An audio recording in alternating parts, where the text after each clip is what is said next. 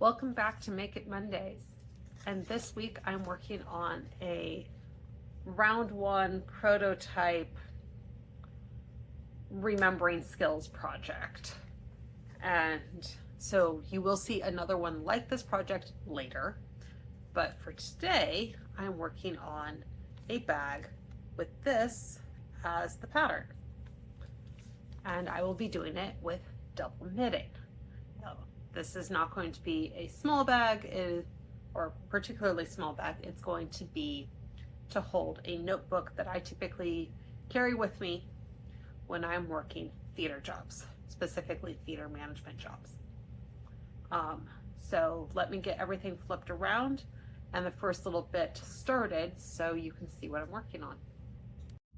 So here I have the white and the red.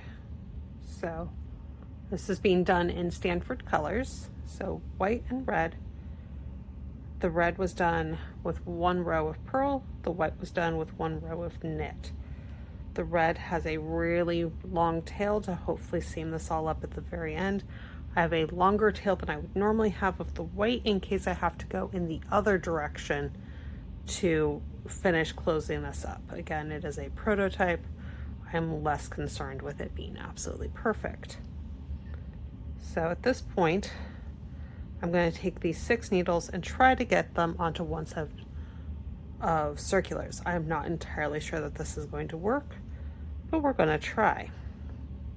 So I'm going to knit a white, then slip both yarns forward, the red one only in front of the red, and purl a red stitch. Slip the white one back to the back, knit the white. Now, I have learned to do this without actually slipping them back and forth, but I'm literally just doing knit one white, purl one red, all the way around for this row to try to get all the stitches onto the circular needles. And that way I'm working with one set rather than working with 2 sets of 3. Now, it is entirely possible that they're not going to fit. If that is the case, I will be redistributing across however many double points this takes. I hope it doesn't mess with the color work pattern too much, and I just realized I messed up. So that's what this row is. So I'm going to get this row done, and then after this row is done, I'm going to start from the top down. So most patterns will work from the bottom up. This time around I'm going from the top down, so I'm doing the base last. Well, the last part will be finishing off the top. If I have enough yarn, depending on how this works, I will actually change how I'm doing the top. So that's why that will be last, but the base will be last as far as continuous knitting. So I will come back to show you how some of this color work works in the middle and be back in a bit. So here we are partway through the treble clef and the start of the base clef. So I've got my red yarn I'm going to work with on the front right now, and the white yarn I'm working with on the back. So I'm going to knit the red, pull it to the front, purl the white, and push it back out of the way. Knit red, purl white.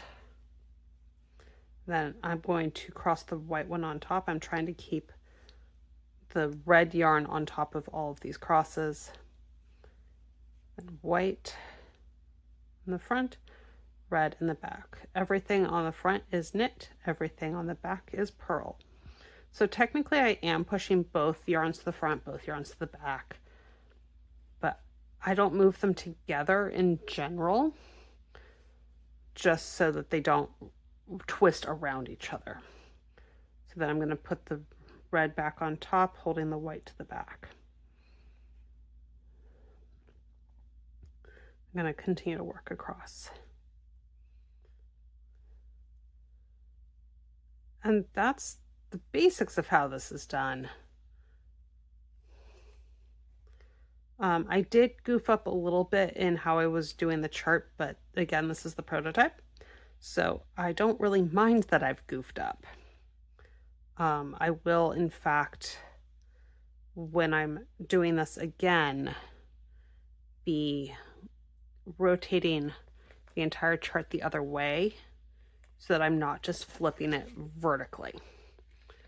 And that way it actually doesn't mirror image the treble clef. Because right now the treble clef is in fact mirror imaged, and that was not the intent. Okay, so I'm going to keep going for quite a while. I will be back a little bit later when it is time to finish this off. So I have finished knitting the double knit portion of this.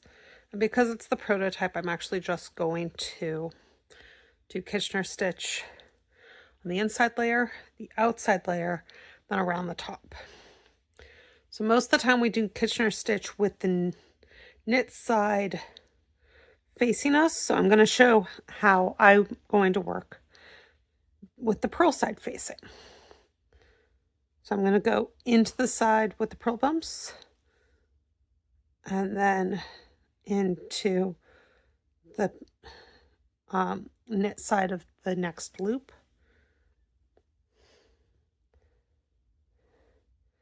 Then into the stitch next to it and back into that very first stitch. Okay. So again, in through that one, through a stitch off the front needle, previous stitch off the back needle, then back needle, front needle. I'm going to continue that all the way down, or all the way across this part, and then I'll do the white, and then I will do around the top edge. And I will be back in just a minute to show you how this all gets finished. And here is the final book cover. So I do have one of my notebooks in here. It is actually too big, and I did not leave enough yarn to finish off the top correctly. So those are the only two major drawbacks of this, but as said, it is a prototype for a future project. And the double knitting did come out really well. I'm wishing that I had realized earlier, and I don't know if it's going to show up on camera, that the treble clef is in reverse in person. So I wish I'd realized that earlier so that I could have done it the correct way, because it is kind of annoying. But again, prototype for future project, so I can fix it the next time around. And that's it for this week. If you made it this far in the video, please consider putting a like or a comment, and I will see you next time on Make It Mondays. Bye!